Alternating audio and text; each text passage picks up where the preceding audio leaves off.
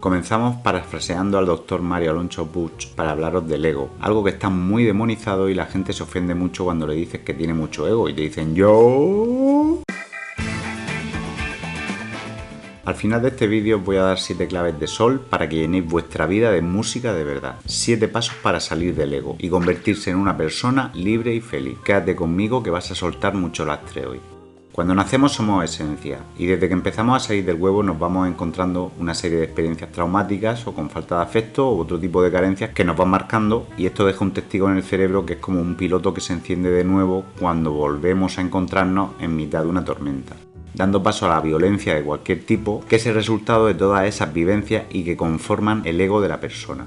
La gente se suele ofender cuando le menciona el ego y no pasa nada. Todos tenemos ego porque se acumula en nuestro tejado cuando va lloviendo y pasando el tiempo. La diferencia está en las veces que hayas subido para limpiarlo o lo que te hayas trabajado tú. Cuando nacemos somos la esencia pura y poco a poco dejamos de ser un niño para convertirnos en una cebolla llena de capas egoicas, que son las costras que salen en nuestras heridas y que no se caen a menos que tú las trabajes.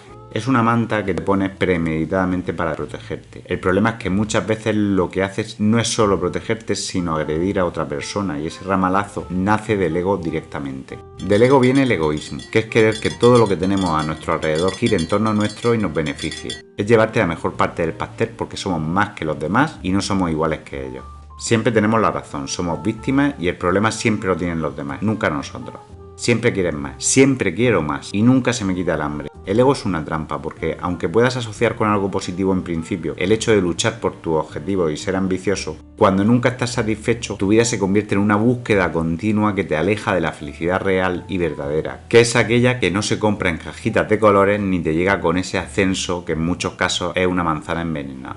Además, que cuando se enciende esa campanita en el cerebro y se activan las notificaciones del ego, automáticamente se desactivan la inteligencia emocional, la inteligencia objetiva, la inteligencia creativa, incluso el modo supervivencia, porque hay gente que por su ego es capaz de estrellarse y tener un accidente. Lo vemos a diario. En el siguiente vídeo hablaremos de ejemplos reales y cotidianos donde sacamos a pasear al ego y rompemos con todo.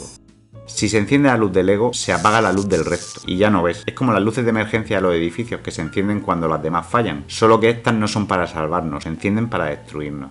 Voy a darte 7 tips para dominar el ego. Son principios budistas muy básicos. Número 1. No te sientas ofendido. Hay un cuento que habla de un samurái que se dejaba insultar sin perder la compostura ni malgastar su energía. Y cuando sus discípulos le dijeron: «Maestro, ¿por qué no has hecho nada?», respondió: «Porque esos insultos no eran para mí, eran para él». Del mismo modo que no aceptas un paquete que no es para ti, no tienes que aceptar un insulto que no es para ti. A saber a quién le está hablando esa persona cuando habla contigo. Lo que no es tuyo no lo cojas. Número 2. Libérate de la necesidad de ganar. ¿Cuál es el premio? ¿Te compensa? Número 3. Libérate de la necesidad de tener razón. ¿Qué pasa si te dan la razón? ¿Ganas más ese mes? ¿Cambian algo tu vida? Número 4. Libérate de la necesidad de sentirte superior.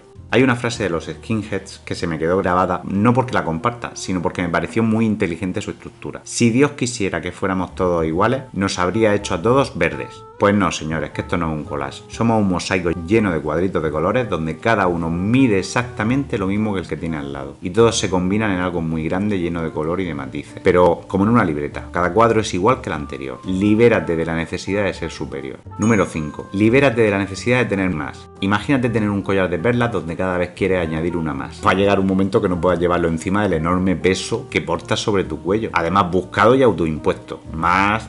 Y vas a tener que andar chepado al final. Cuanto más tengas, más falacia, más problemas y más presión. Yo no quiero perlas, mi collar es de laurel, pesa poco y huele bien.